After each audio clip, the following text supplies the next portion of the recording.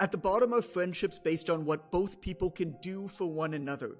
Dear friends, I've heard them referred as colleagues, your professional network, or people you pretend to like perhaps more than you actually do because you sense that the friendship might pay off with more social renown, prestige, or money. If the usefulness of one person to another were to end, so does the friendship. Now, there's nothing wrong with these friends. You might genuinely like the person, but you have to understand that it is what it is. I mean, I personally hate audiobooks. And so, for me to even begin to gauge the quality of a narrator for an audiobook is a ridiculously foolish notion because I hate the entire genre. I can't listen to them. It doesn't really matter if it's good or not. And so it's the best. The way that I figured out how to get like an audiobook narrator and stuff like that, and that I decided like not to read it myself, was asking people who listen to a lot of audiobooks what they like. And what was interesting was that actually almost across the board, everybody said that they really actually liked it when an author narrated the books. But then you watch their actions and not the words that they said. And people actually hate when authors narrate the books. Almost across the board, they turn off the books that are author narrated after 10 or 20 minutes. And the reason for that is quite simple. Like, there are professionals and there are not professionals. Like, I'm a professional author and writer. I write books. I'm not a professional reader. There are professional voice actors.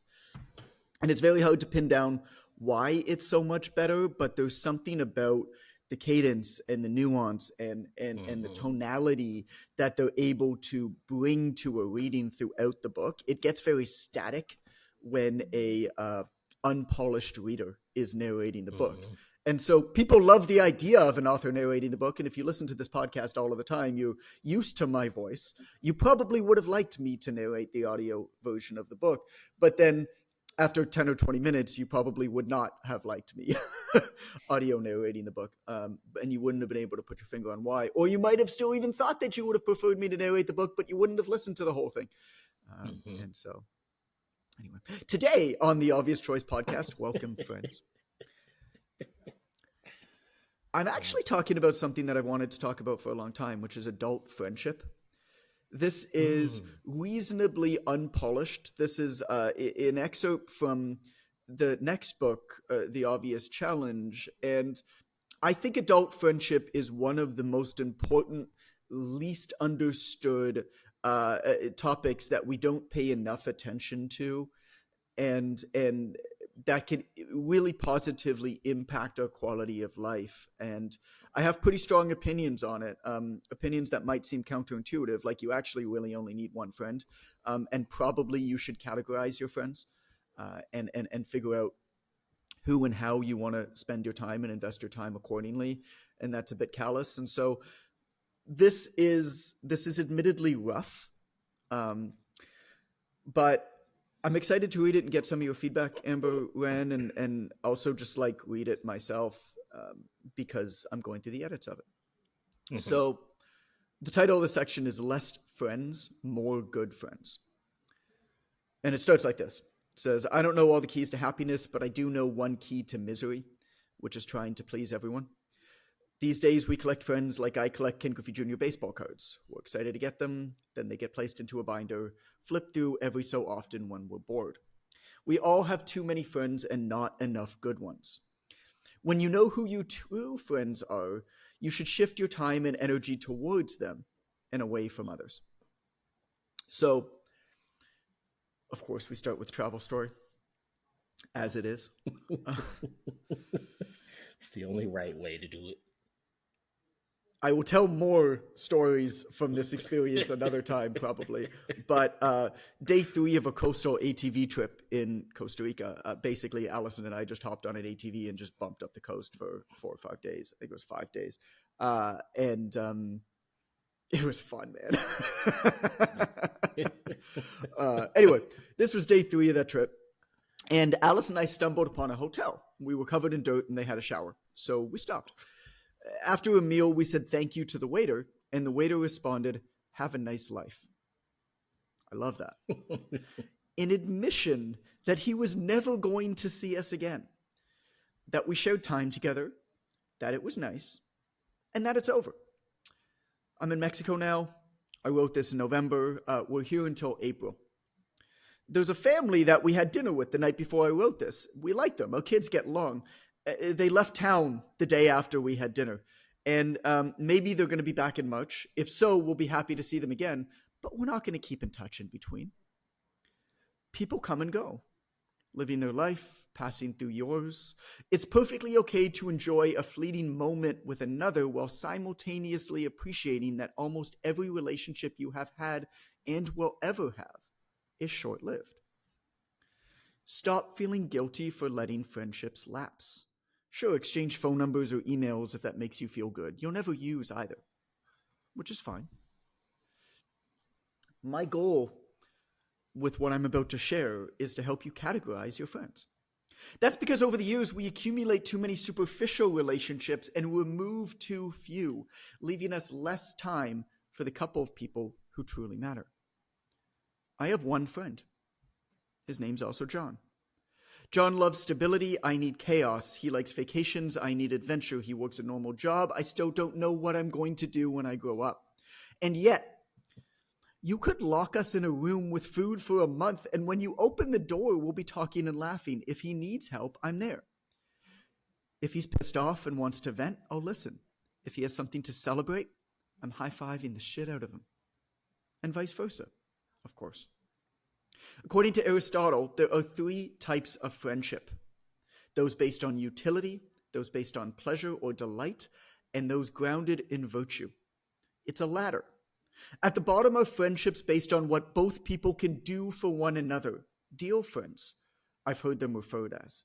Colleagues, your professional network, or people you pretend to like perhaps more than you actually do because you sense that the friendship might pay off with more social renown, prestige, or money. If the usefulness of one person to another were to end, so does the friendship. Now, there's nothing wrong with these friends. You might genuinely like the person, but you have to understand that it is what it is.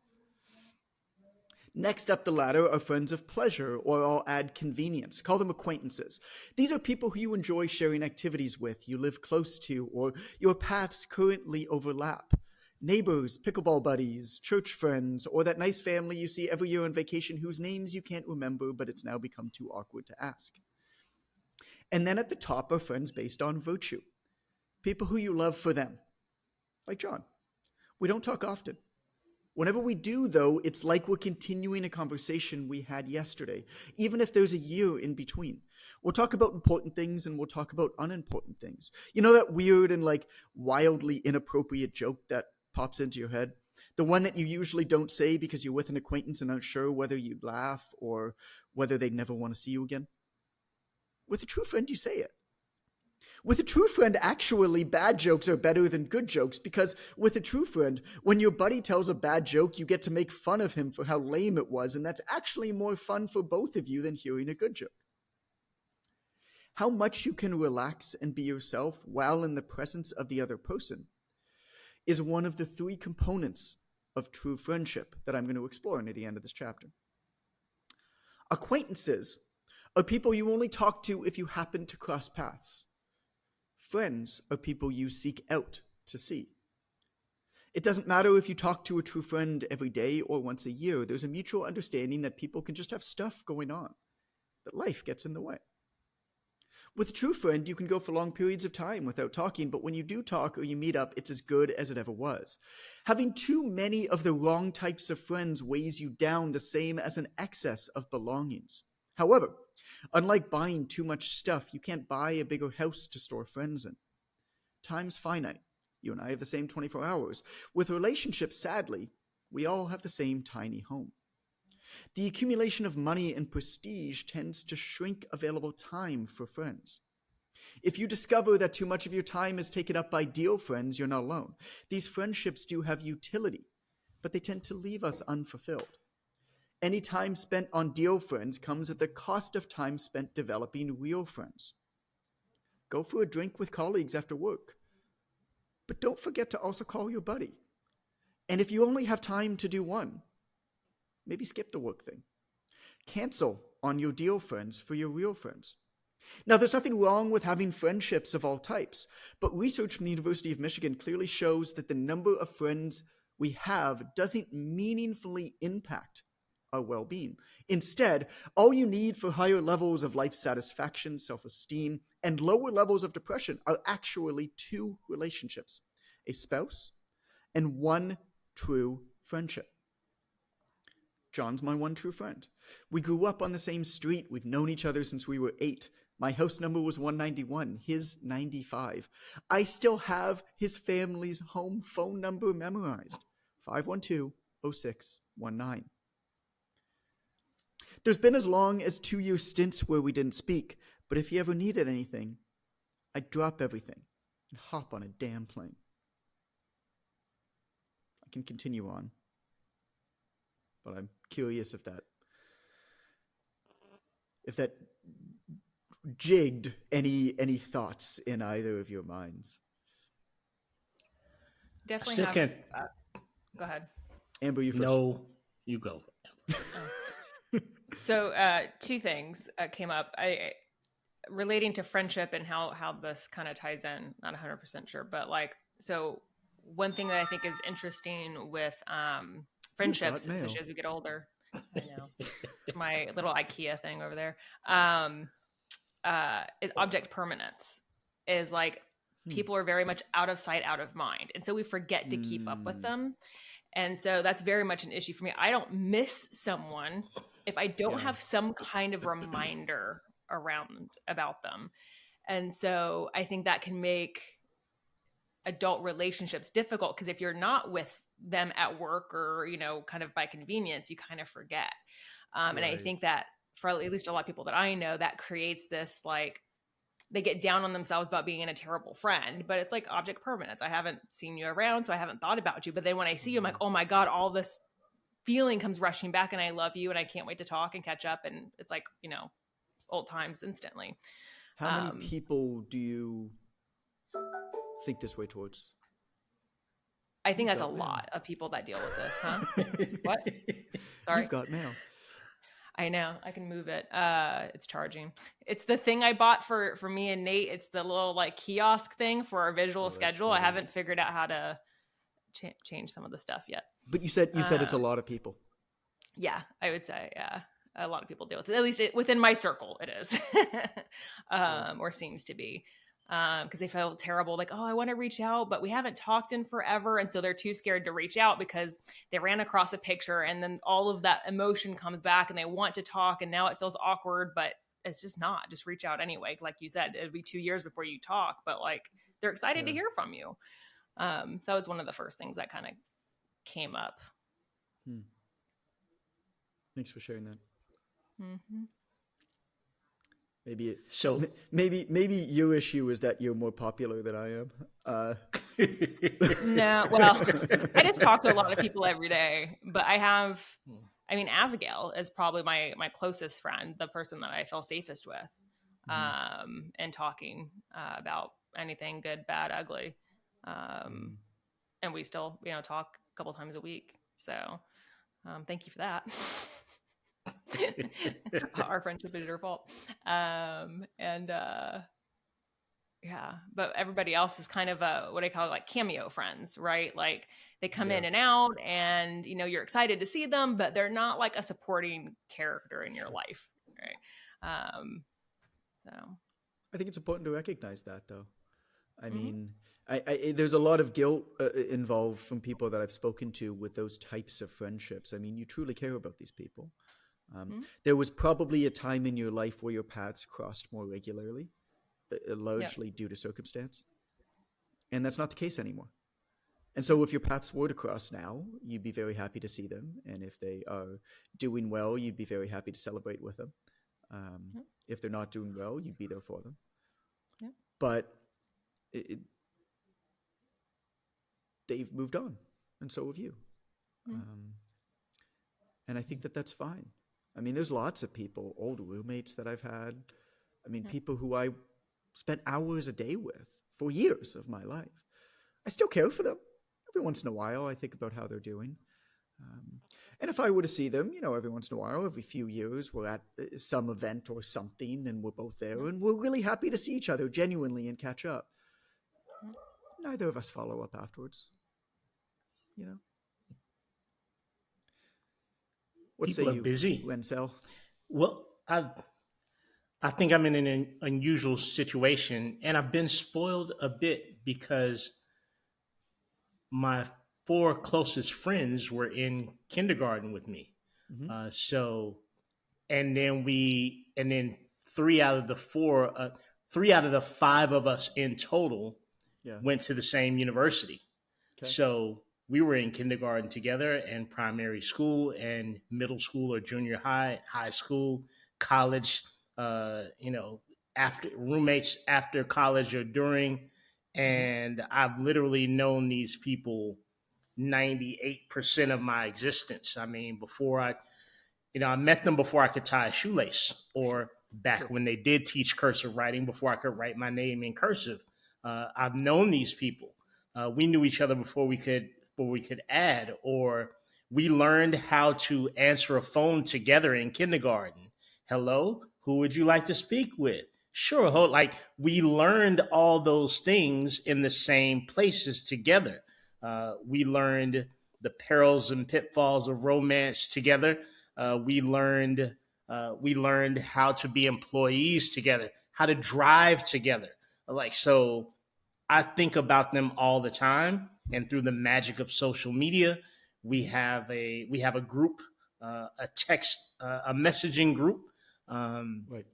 it's called the 54th, named after the 54th Regiment from the Civil War, which It was will the be all very black Union soldiers. interesting. Yeah, I have so I have a we're series super of tight.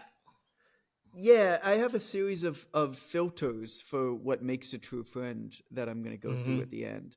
It will be very interesting putting this 54th regiment through those filters and Right, seeing because whether they actually apply.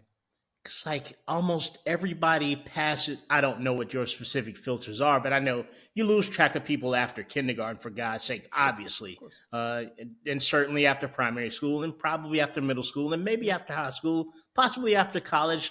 But now their children are my nieces and nephews, Yeah, right? And yeah, I was there at the hospital when some of their children were born. I was there at the funerals when their parents passed away. Like yeah. I I don't have a logical or emotional reason to filter out these Sure. four people or so, because there's been no breaking. There's been no point where they get out of sight and out of mind, Right. right? So it's, Right. Oh, that's interesting. and I know it's Well, and like unusual. that is unusual. I mean, and I, um, uh, uh, splatter during both is certainly not one of the filters, but Right. it could Oh my could be there. god. I'm seeing too Uh, much, John. let's move on. Wait. No. I want to sit with this thought of Of Ren splatter. watching a woman go through birth and the commentary. If I could hearing Ren's and and commentary. and they're Waking lunatics to like I life. am. I am probably the more tame out of the crew. Like Right. these dudes are lunatics. Like Uh, they're just they're a cast of 70 Saturday Night Live actors that just never got their shot. Like Mm. so just the things that have been said over the years What? about very adult situations is Sure. just wildly inappropriate and comical. Yeah. It's always entertaining. But what I love about what you said, John, is you hinted, from my perspective, you hinted at the thought that there should not be any guilt associated with the Mm. filtration system, and I think that's where humans really get caught up. Like that's where we do things that don't serve anybody because Right. we're basically placating due to guilt, right? I Yeah. don't want to say no to Deborah. God knows I haven't seen her in 30 years. Well, let's make it 31. Like, we don't Right. have to see Deborah. And I think that's hard for people. I think it's hard for people to admit that because we feel like we want to be a better type of person, and good people would make time for their casual acquaintance from 32 years ago, right? Right. And that's when I think that's when people start to get you start to build a resentment for your time being taken Sure. when you're really giving it away. Well, and There's you're going to not be some spending time. controversy about this writing, John. Like there's going to be some commentary. Like people are going to you might be challenged in the street with a trident and maybe a long sword I hope over so. this section. Yeah, Well, this section which is definitely good. needs a fair bit of work. But yeah, I'll move on. I want to talk about parasocial friends now, Okay. because when it comes to adult friendship, I've learned to categorize people that I meet based off of my updated version of Aristotle's ladder. So, like I said, at the top, there's the true friends, right? Then you have friends of convenience, deal friends, and at the very bottom, I added a new rung, which I call parasocial friends. Um, People you follow online, you feel like you know, but you obviously don't know. So, a parasocial friendship, that term simply means it's a one-sided friendship. Basically, one person feels a kinship to the other person, and the other person doesn't know that the first person exists. The most common case of this are people we follow online, streamers, thought leaders, whatever, right? If you listen to this podcast, you and I might have a parasocial relationship. Like, you might feel like you know me or Amber or Ren because you listen to us for hours. We don't know you. We'd be happy to meet you, of course, but at this point, we don't know you. We've never met. So that's a parasocial relationship. In the age of the smartphone, the friction cost of making or breaking a relationship approaches zero, and there's a term for it. It's liquid modernity. You swipe left, you heart a Wow. post, you check your DMs. Living online means living in a constant state of diversion. There's always something else. There's always someone else. And whatever the else is always seems more interesting, more compelling, or more attractive, right, in the moment. Convenience has brought with it the loss of deep engagement. We call an Uber instead of asking for a ride for a friend. We celebrate a win on TikTok instead of going to a loved one for that same validation. We do a video launch party for our new venture instead of renting a local pub. Technological freedom is a vast ocean of infinite options and infinite connection, a soothing band-aid of false intimacy that optimizes interaction out of our lives. We have more friends, quote unquote, than ever, and yet our society is dying of loneliness. But I don't think it's all bad. Parasocial friends, one-sided relationships where one person feels a sense of connection, emotional investment, or familiarity with another who doesn't know them personally, typically a public figure, celebrity, or fictional character, can be both healthy and emotionally fulfilling. Content creators, YouTubers, and streamers require no investment. They're entertaining. Unlike a casual friend where all this awkward stuff happens, like wondering whether you're saying the right thing or if they like you, there's no social risk. In the TV era, parasocial relationships existed with fictional characters acting out a role. People would become a Tom Cruise fan and obsess over Tom Cruise, something that Mark Manson said, when really, all you did was you saw him in Risky Business and Top Gun. You know nothing about the guy. He turned out to be a head case. Nobody knew. Maybe you're not getting the full authentic version of an influencer or entertainer now, but you are getting some facet of their personality. And I think in this way, social media is a marked improvement over television and film. It's obviously easy to make fun of parasocial relationships, to be the old man shaking his fist, shouting from his porch, saying, "Back in my day, we used to leave the house to see our friends." Times have changed, right? These relationships, while sometimes toxic, can be a healthy way to have a sense of belonging, a safe and easy way to hear somebody talk about things important to you, making you feel seen, fulfilling you in ways you might not get from people who happen to be nearby. Now, the positive is also the negative. Because they're so easy, the ceiling on any parasocial relationship is also quite low. It's easy to get in, get your dose, and escape. As a result, the satisfaction you get early on is probably about as much as you're ever going to get. Contrast this with deep and meaningful relationships that tend to get better over time with no limit. One-sided online friendships are fine as a supplement to your social life, so long as they don't replace it. There's also a chance of making parasocial social. To send a message to say hello, thank the person you are following, or engage with others following that same person because they're probably weird in the same way that you're weird, and that's kind of cool. Converting online parasocial relationships into offline friendships can be special. Like the time a week before I wrote this, when a writer that I admired was visiting Mexico for a wedding. I sent a car to pick him up in Puerto Vallarta. We hiked, we talked about writing as a career, and building an authorship profile on the internet. This guy is obsessed in the way that I am, a way that my wife and my best friend aren't. Now I want to talk to you about Steve the mailman. Pretty soon we won't need mail people. Drones can do the job. It cuts costs, builds efficiency. There's no sick days, HRs, or unions. The problem is that many of the people and roles that surround our day-to-day lives have other, less definable sources of value. In alchemy, Roy Sutherland calls it the doorman fallacy. Machines can open doors, yet fancy buildings still have doormen. Because, in addition to the door opening, doormen signal the status of the hotel. They discourage vagrants, they give directions, and they provide a hint of recognition to people returning home. It's easier, more efficient, and more accurate to use a digital map on your phone. But it feels better to ask a local to point you in the right direction. And that's for two reasons. First, there's a hint of a challenge when you get directions from a local. Directly falling into the sweet spot of enjoyment, it's a mid-range of novelty, complexity, and challenge. The perception of reducing uncertainty is both motivating and fun. When a stranger points you in the correct general direction, you still need to figure it out, but not that much.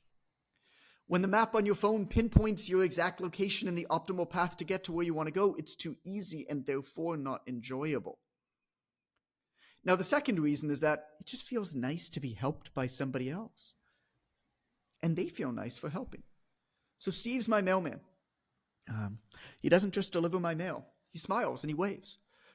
If you watch the video of this podcast and I'm in my office at home, you might see me wave outside the window. Often I'm waving at Steve. We sometimes chat. He told me that he listens to self-development podcasts on his route and works out each morning. And I look forward to seeing Steve. He's a friendly face, an important part of my community. The more jobs like his that are eliminated or replaced by technology, the more static and uninteresting my day will become. Grayscale, the color removed in a search for greater efficiency and profits. I've lived in absolute paradise, luxury at the top of hills of exotic beaches in Thailand, a mansion on the ocean on the north shore of Oahu, and an off-the-grid eco-home on a remote beach in Uruguay. But you know where I'm happiest? I'm happiest when I'm in a community close to others. Living in a small pueblo in Mexico taught me that it's okay to romanticize about paradise. And it's okay to want a big house with acres of land. But I know the truth. Those things are nice for short-term vacations, for getaways, but not for day-to-day life. Day-to-day life is best lived in close proximity to others. Day-to-day life is best lived inside of a vibrant community. Design your days to maximize the amount of positive micro-interactions each one has. A wave of recognition from a local shopkeeper, the hello from a neighbor, the smile and small talk from the person who delivers your mail. Pay a bit extra by going to Fred's bakery to buy your bread if it means that you get to see Fred. We live in the corner house of a walkable community. Our home has 2 big side yards, one with a fence and one without. And in the summertime, our kids often play on the one without the fence. I read, Allison does art on chairs on our driveway, and we say hello to people passing by. When we live abroad, we don't rent the big house on the hill overlooking the ocean. Instead, we find a complex with 20 to 40 condos and a big pool. Then we try to rent the unit on the ground floor, either right by the pool or in the middle of the main walking artery. We sit on the balcony and say hello to people as they walk by. My wife's often doing an art project with the kids. She did papier-mâché dinosaurs last year. As people walk by, they notice it and they comment on it. She invites their kids to join. That's how we build quick community every time that we live abroad. Then a few times each winter season, Allison and I enjoy a few fancy adult nights away, often in obscene luxury tucked away in seclusion, or buy a day pass at a costly hotel or spa with friends. Those are the consistent actions. Micro-relationships, like everything else, get maintained by consistency but improved with short and intense bouts. Allison hosts a ladies' lunch once or twice a year. She invites 8 to 10 other women who live close, many of whom don't know one another, and some of them Allison doesn't even know that well. And they order Thai food. We throw our neighborhood Halloween party. It's big, 100 to 150 people. Halloween's fun, but trick-or-treating is over so quickly, so Allison chooses a day before the weekend, or the weekend before Halloween, designs a flyer, and sends it to people that we know. Then we post it at the park, inviting all of the neighbors. For a month before the event, crafting with the kids is making carnival games out of cardboard from deliveries. I buy coffee from Tim Hortons, Calvin makes pots of hot chocolate, and we draw big snakes and ladders board on our driveway with chalk. People we know come, but people we don't know also come. Last year a family showed up. They bought a house a few streets away. They hadn't moved in yet. They said that they were doing a walkthrough and saw the sign for a party at the park. You might find yourself in a place with challenging cultural differences too. That can be really lonely and hard. When we lived in Montenegro, Allison found the other families and kids standoffish. She'd get ignored, even when smiling and saying hello. So one day she brought bubbles to the park. And kids ran to the bubbles. Other parents came with their kids. The other families weren't unfriendly, they were simply reserved. Bubbles broke down the barrier and transformed the energy at the park. From that day forward, for 3 months in Montenegro, you bet your ass she had bubbles in her purse every single day. Allison's obviously the MVP here. Wives often are. She'll want to knit, and suddenly you'll see 8 people in a knitting circle on the driveway. 3 to 5 ladies work out in a garage twice a week. It's informal, all fitness levels. Joanne started to come this year. She just retired. Her kids are grown up. My youngest son, Jaden, bumps around the workouts, toddles around. And after a workout one day, Joanne invited him to bake muffins. He's 2. They were blueberry. They bake together all of the time now when they bring me home treats. I like the muffins. Everybody everywhere wants to be connected. Most never take the time to connect, but they don't know how. The smile from a neighbor, the hello to a mailman, the wave of recognition to the clerk at the store, all little moments not meaningful by themselves, additive over the course of the day. Because of how often they happen, in aggregate, they have more potential to positively influence our mood than even our closest friends and family. A person doesn't need to consume you to have been worthwhile. Sometimes you are friends where the only bond you have is time or circumstance. Long relationships may be richer, but relatively brief, relatively uncomplicated encounters with humans who happen to be sharing space alongside you can also be quite nice. Call them acquaintances. They're friends, but friends of convenience. These are people you didn't choose, but people who surround you. Neighbors, shopkeepers, mailman, the one guy who walks his dogs the same time every day that you don't always see, but you assume that he lives close, probably. It's people that you recognize, people that you just kind of do life in parallel with. I think they're worth getting to know. The last bit of this is talking about real friends. I think I want to get into it today, but I'll see if you guys have any reactions to that bit. It sounds I'm like waiting for sprinkles Amber and on a she's waiting for Sunday. me. And then we talk at the same time. Like all those Sorry, like little go ahead. interactions. Yeah. Or just like little sprinkles on a sundae, it just adds color and a little bit to the overall experience, but not detrimental not to have it, but it does add to the experience and just adds a little color to the sundae. That was the first thing that came to mind. That's muffins, bubbles, and mailmen. Yeah. Steve. Muffins, bubbles, and mailmen. Oh my. That's a chapter name for this one.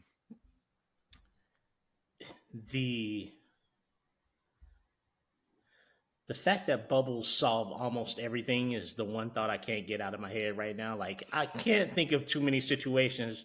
Like, you get rolled up on by a carjacker and you happen to have bubbles. Oh, yeah. Just blow a few bubbles out of the window. Like, my bad, shorty. I don't want to jack you no more, man. Have a good day, bro. I love them bubbles, man. Hey, can I get a can of those, man? Can I get a bottle of them bubbles? Like, bubbles, they solve everything. That it's just a very. By the way, really nice Nissan Altima, buddy. Right. Because if you're getting carjacked, you're driving a Nissan Altima. Just go ahead and commit to that. Go to the lot today and pick yours up and protect your future carjacking, because nobody carjacks anything that's not a Nissan. Shout out to Nissan, no disrespect, but we know who's getting carjacked in LA right now. It's people in Altimas. But No, you bubbles, have a quote. bubbles and balloons. Bubbles and balloons. Bubbles and balloons. Always have on our balcony. We always have balloons, and no shit. There was this guy, Shane. I'll give him a shout out. Shane Watchman. Him and his family. We spent a lot of time with them. They came back to Mexico this year, and we spent. This wasn't the family I was talking about. It's a different family where the same thing happened. We were hanging out with them last year, and they came back this year and they saw us and they're like, oh my God, on the plane ride over here, we were thinking, oh, wouldn't it be nice to see that family again that always had balloons? That's awesome. And when they came in, they saw us, and we spent 2 weeks with them before they left. And, I'm going to be in Chicago. He's a big real estate developer in Chicago. We're going to get together and watch a ball game when I'm there. The other lesson there, and maybe this is a lesson that that students from Online Trainer Academy or Online Trainer Mentorship take away. It requires very little humanity to impress yourself upon another person. Like just the humanity of regularly having balloons, and see how it affected people who don't live nowhere near there, haven't seen you in months, and them being hopeful. Because humanity's gotten to the point where you just hope you see the people again who have balloons. Like that's where we are in the sea of humanity now. Right. And it's so easy. It's so easy to, you'll have an easier time being a genuine human and impressing upon your potential client or client than you would having an incredibly ornate and impactful set of systems that impress them. Impress them just by being yourself regularly. Like regularly being yourself is a marketing asset these days. And it's not something that John hasn't talked about in the past. Even in Obvious Choice, talked a bit about how being different is better than being better. Different is better than better. I mean, there's always something like, Steve's always listening to something with earbuds in. So I just asked him one day, I was like, yo, man, what do you listen to? And he's like, he tells me he listens to self-development podcasts. He's listened to a bunch of episodes of ours. Not because he found it by himself. Right. But, he sees me recording and he asks me, what we're doing. It's a podcast. And some of our other neighbors, we talk about books. We talk about that, and then we just exchange books. If we read something really good, we pass it on. It's so simple, right? Humanity's awesome if you let it out. That's what she said. That probably is what she said. I have nothing further, John. I've used something up all about this. There's a joke about splatter in there too. Oh man, let's finish this shit, shouldn't we? Let's finish this, boys and girls. Some bubbles. Actually, I don't even know what your pronouns are, Amber Wren. So let's just say they. It's all right. I've never asked you for your pronouns. Okay, real friends. Next time, John. We don't live in California. I don't need to worry about that as much. Okay. Sales numbers just plummeted on the book. Shit. You just can't count on the West Coast at all. I suggest you don't even release the next book, anything west of the Mississippi, because you're screwed out there, man. Well, that's what Tim said to me. He's like, John, the sales are really, really strong in the East Coast and the middle of the country. He's like, but the West Coast, they fall off a cliff. You know why? I was California hates you, bro. Polyamorous vegans who do jujitsu and jump in buckets of ice and then sit around, listening to sound bowls by some guy playing, wearing a feather in his hat. They just, for whatever reason, they don't like me. I think I've made too many jokes about them. Not about them, about him. It's the same person, obviously, that does all those things. Nobody does one of those things without the other ones.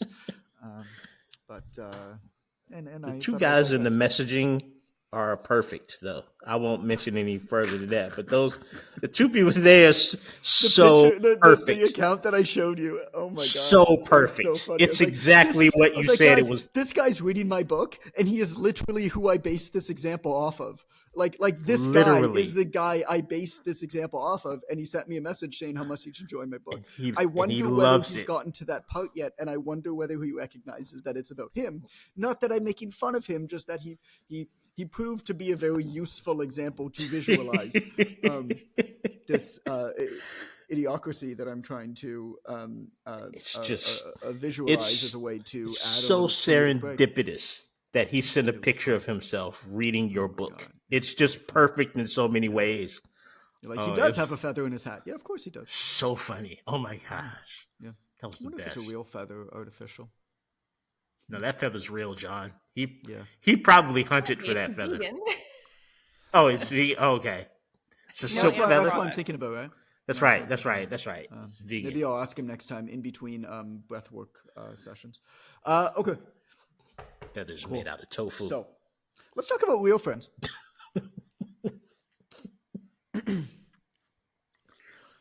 Busyness is the great enemy of relationships. That's something that Pastor John Comer said. You see, when our schedules become overloaded, we start skimming relationally, cutting back on giving the time, energy, and attention that loving relationships require. Social incentives push us towards deal friends and away from real friends. We spend more time at work than we do at home, and so during the work week, we have less time for our family and real friends than our colleagues. Work doesn't just happen at the office anymore. For most of us, it's a hyper-connected 24/7, 365. I'm just going to add that in. Okay. Cool. Good job making the book better as we go. If you've got to hang out with a friend and something comes up at work, you'll cancel on your friend and say, I've got a thing. But we don't do the opposite, do we? We don't approach friendship with the same intentionality. Imagine sending a work email saying, yo, I've got a thing. My friend asked me to hang out. I haven't seen him for a while and I miss him. We're probably going to just smash some tacos, shoot the shit. Felt like it was more important. Need to schedule the work meeting. But we should send emails like that, shouldn't we? Many of us will see our friends if we do not have work. And everyone in your life knows this. They'll almost say it. They'll say, if you're not working, can you ... Relationships, not achievements or the acquisition of things, are what matters most in life. So why do we allow our relationships to get the short end of the stick? There are friends you maintain because you need or you want something. You don't necessarily use this person. The benefits might be mutual. But you're friends because you both need something from one another, usually professionally. Dear friends, professional relationships will naturally show up over the course of your career, and they'll come and go. You don't have to make a special effort to maintain them. And secretly, though rarely stated outright, both people know the deal. None of this means that you don't genuinely like the person or enjoy their company. But if you were to remove the potential for career advancement, greater social access, or whatever other goal that you feel they help you achieve, the friendship would dissolve. The paradox of friendship is that our deepest need is for people we don't need at all. Usefulness, therefore, is a proxy. The best friends can do nothing for you. I'll call him later, we think. I'll skip the walk with my father this week, we self-justify. What's urgent displaces what's important. If your social life is busy, yet leaving you unfulfilled, it's probably because you have too many deal friends and not enough real friends. There's pressure these days to make as much money as possible. Whenever I'm hanging out with my rich buddies, they always talk about taxes, how to pay less specifically. Many of them have moved their lives and families away from friends and community to a low-tax state or tax-free country. And in almost every case, at great financial and time and energy expense, they returned back home after a few years. It didn't feel right, they tell me. On paper, they moved to a place with better weather and less taxes. What they don't understand is that everybody pays the same taxes, they just pay in different ways. In a busy life, you can't realistically maintain too many of these friendships. Just a couple, or in my case, just one. To that person, the highest compliment you can pay her or him is, you are useless to me. Perfect friendship must exist outside of your job and ambition. We live close to the airport. My in-laws are 30 minutes in the opposite direction. One night, after a long day with the kids, my wife picked her mom up at the airport, drove her home, and then drove back home. It was a 2-hour round trip. Her mom could have easily taken a cab. I offered to pay for a car service. Acts of service are how we show love for one another, Allison said. I have 2 colleagues arriving here in Mexico next week. I hired a car service to meet them at the airport with a sign. That's fine. It's a nice gesture. If my best friend was coming, though, I'd take the bus an hour to the airport. I'd arrive early. I'd wait for him at the airport exit. Then we'd get a taxi back into town together. The airport test, I now call it. Somebody you know is arriving on an early morning flight. Of course, they can grab a cab from the airport, but do you pick them up? With friendship, the things we do for others are the more meaningful things we do in the long run. The more you give, the more you get. Logic isn't the point. The effort is. True friendship isn't passive, it acts. Now, the final proxy for true friendship is whether somebody will celebrate with you. There are likely lots of people you can call to commiserate with when things are bad. How many do you feel comfortable calling to celebrate a win? It's harder to find somebody willing to be genuinely happy for you when things go well. So summing it up, the filter for true friendship has 3 components. First, it is useless to your professional ambitions. Second, you make an effort even when it doesn't make sense, just because. And third, you are genuinely happy when things go well for them. If you found a true friend, cherish them. Now, there was a reader, Nina, who, in response to an email I sent about this, she asked me a good question. She said, I had a friendship that I thought was grounded in virtue, but my friend, quote unquote, it seems to now be grounded in utility. This mismatch sucks. What do you think about these situations? And I told Nina that my first instinct is that this isn't a friendship grounded in virtue any longer. I found that while some friends come and go, more often friendships tend to shift. The top tier of friendship, the true friends grounded in virtue, can be defined best as being excessively useless friends. Nobody gains anything from that friendship that they can quantify or qualify, and yet it's special. The moment a friend becomes useful, it is no longer grounded in virtue. People will move up and down the ladder, and it's up to you to categorize a friend. That sounds callous, but it's necessary. You only have so many hours in your day. Based off of that, you'll know the level of effort to put in. Maintaining a true friendship is hard. It takes a lot of time. Time I don't have much of with my ambitions and my family and the pace of my hectic life. And that's why I only have one friend. His name is John. I'd do anything for the guy. You see, friendship of all kinds is fundamentally an act of service. You have to learn how to be a friend before you can make a friend. This means going first, putting yourself out there, showing vulnerability, inviting them to stuff, reaching out, following up, and understanding that life gets busy, but a true friend is with you over the ebbs and flows of it all. Sometimes long stretches of time will pass where you don't see one another, and that's okay too. At some point in your childhood, you and your friends went outside to play for the last time. Nobody knew it. How much would you pay to go back to that exact moment? Why not just make the choices that you'd make then now? Should you really be trading all of your good hours for money now? Sometimes we miss an entire season of life we could have participated in just because we didn't realize that we were participating in it until it was gone. One day the season will just be over. There's no warning sign. It's just done. And that's usually the point when people realize that they missed the entire thing. Harriet Wagner, a 75-year-old, gave the advice to skip the funerals and see your friends now. I like that.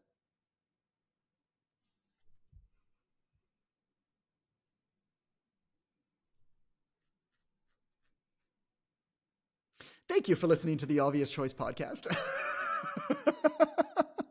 Processing. Brain is buffering. This was maybe a deeper subject. Yeah, This is for sure.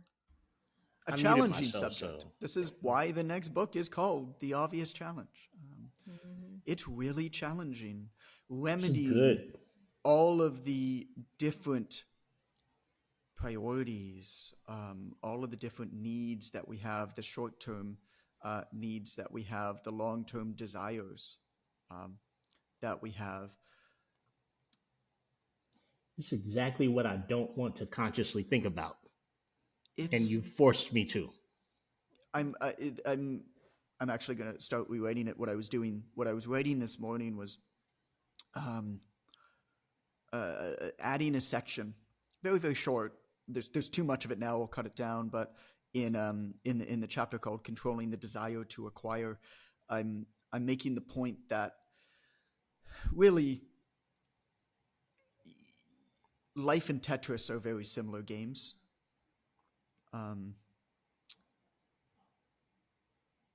It's you got to get the order right. The most important thing is to build a strong foundation. If you make a mistake early on, it can be fixed. But the longer you wait, the harder it will be. And you'll never win. You're competing against yourself. There's no boss. There's no enemy. And it speeds up over time. I think that's a really good parallel.